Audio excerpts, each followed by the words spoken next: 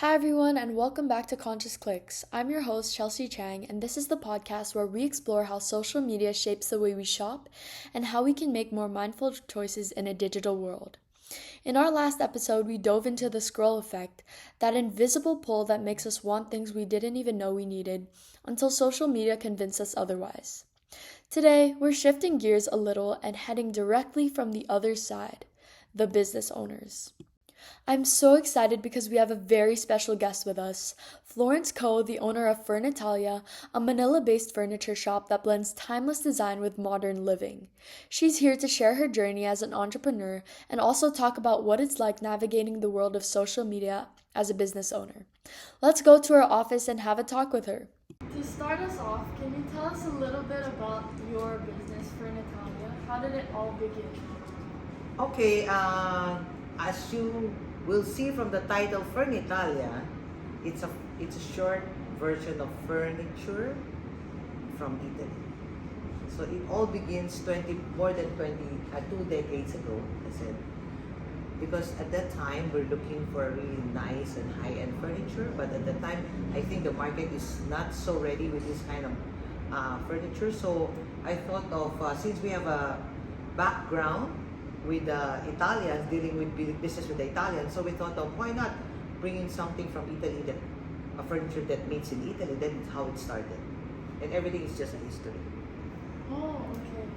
That's really interesting. So, what were the biggest challenges that you faced when starting Furnitalia? Oh, that's really a big challenge because at that time the market is not ready. The market is not ready, so in order for them, for you to sell your product, you have to educate them. You have to tell them what you can, what you can present to them, what you can offer to them, and it's not really easy because this kind of product is not very common to our market at that time. But of course now everybody knows about Italian furniture, so it's really tough and very challenging at first. Was it hard communicating with Italians at first? Actually, the Italians are not hard to communicate because they've been dealing with a lot of people globally. So it's not for them. Their market is international, but for us, the market is just for locals. So they're used to that. But for us to introduce their product to our country, it's more difficult because we might not be ready for it. The country might not be ready for it. That's more difficult for us. Oh, okay. And then, so how did social media help how Furnitalia operates? Did it change anything? Okay, social media only come lately, not when the time we started. Yeah. So when the time we started, it's all traditional way of selling product. But I think up to today, Furnitalia's nature of business still, I can say 75% is still traditional because we sell high-end furniture. So it's not something that when you see in the digital platform like online or Instagram or TikTok, you will easily buy the product. You want to feel, you want to touch, you want to see what it's really is. So social media may help because there are some people who are good influencer, meaning they've tried your product and then they say it's good about you. It helps us. I can say that it really helps, but in the end, they really have to see the product itself, not only like showing it online and then you can sell it. But since social media is super popular now, would you say that there's a lot more competition, especially because people are just buying online and not going in real life anymore? I think certain product furniture, the product line of furniture is big, so there's a lot of different market for it. Just like so, it's really tough also because you have to keep it up with the trend now. So we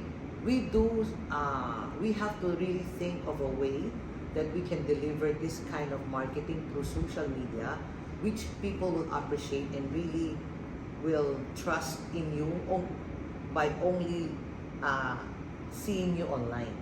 So it's really tough because you have to really think of how to do it in order to, to convince them, to make them buy from you or to trust you. Would you say that you feel pressured by the trends online because of all the social media? You said it's tough. Yeah. Did you feel pressure? I think pressure, there is a pressure, but at the same time, I think it's also nice because you have to improve yourself. So you don't feel relaxed on how you sell your product before. So you have to think of a way how you can be at par with other people. Yes. So and then if you know your product very well, you have to think of a way that how can I sell this product using this kind of platform, the social media, that I can really capture the market or get the attention of the market. Yeah. Okay. You said that there were a couple of products that are stronger online. Is there a specific product or maybe campaign that you posted or your team posted on social media that allowed you to grow? Actually, social media's a big help is when they see a nice piece, we can this makes them come to your shop. They might not buy on the spot through online or through social media, but at least we were able to bring them here, which we like it better because when they see the product physically, when they touch it, because furniture is a feeling. It's not something like you buy because my friend buys. No, it's something like you need it, and then there's a feeling. For example, you want these two chairs in one area, you feel like reading a book. So it's a feeling. When you put a living room set in a sofa in the living room, it's another feeling because you feel like entertaining. When you buy a bed for your room, it's another feeling because you want to relax, you want to sleep. So furniture, every piece of furniture, it is a feeling. It's not something you grab it because it's trendy or something. No. Okay, so what's the hardest part about trying to promote Furnitalia online? The hardest part maybe to promote Furnitalia online is that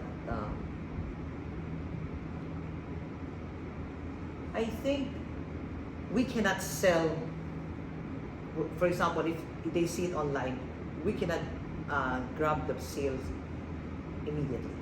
That's tough. That's hard, right? So there's a lot of effort. There's a lot of you have to do a lot of explanation. You have to really invite them. For example, oh, I like this one. How much? If every time there's people ask us in the online how much, every time we encourage them to visit us. We cannot just say the price itself. Yeah, we try because we want them to see the real thing. Yeah, because social media is sometimes very deceiving. Sometimes they put the photo, but that's not the real product. Yes. So this leads to my next question. So since my podcast is all about making conscious clicks, what's your perspective on conscious consumers? That's very important. You have to be conscious because you know why? Because sometimes, especially in our product, it's not a really everyday consumable things, right? So this is something that you have to think really deep, and you have to think long. That should I buy this? Should I invest on this? So for us, I like a client which is conscious. Because if a client is not conscious, just because somebody buys it and then he bought it because he wants to know, I have this also. So he's not conscious. He just want to show off sometimes, right? Yes, to follow with the trend. To follow the trend. But if you're conscious, you will say, this is made of what? How can we maintain this? Yes. Do you think it will stay long?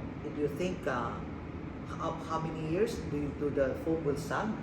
So how about when I drink wine or when I drink soft drinks or coffee, I spill off here, will it stain? So you're conscious of what you're buying. So that's, I think, for me, I prefer a conscious consumer.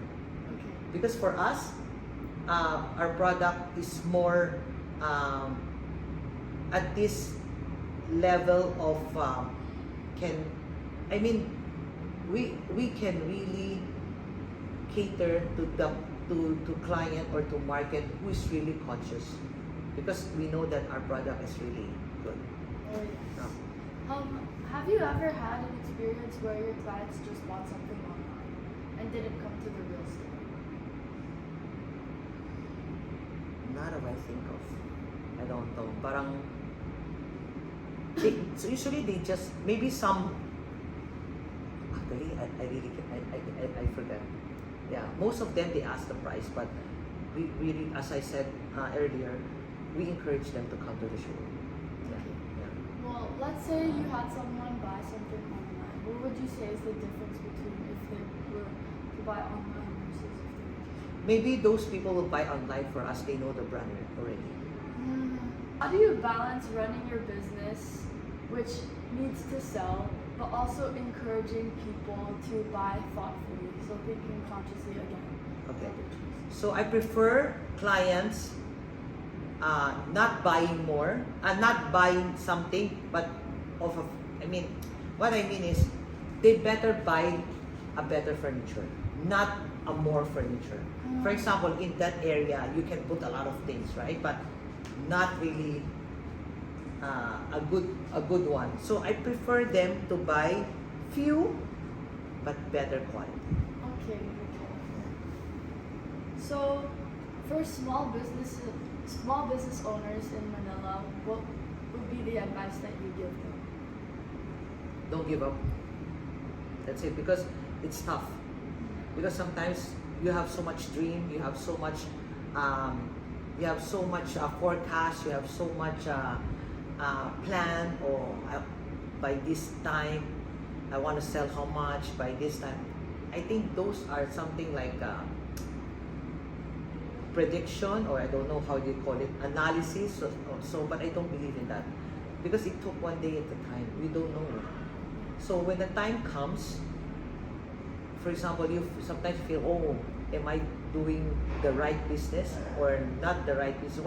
Why it's not working, right? Maybe I did something wrong or something. I think you have to really more patience on it. Yes. Yeah. Do you have any advice to give them when starting using social media for their brand? Social media. I want them to be more sincere, because I find sometimes, social media is really very, very effective Yes. for some product, really, really effective. But make sure that the product they are giving the market are real deal, with the real deal. I mean, because sometimes it's nice, but when you receive it, because I'm a victim of that. Sometimes, Yes. wow, Yes. so nice. When I receive it, huh? Yes. so give them the real deal. Yeah. And lastly, what do you hope people feel or experience when buying from Furnitalia? What I hope Yes. and feel, What do you hope? satisfied, fulfilled, happy, and of course, their money's worth. Okay. That's it. Thank you. Thank you.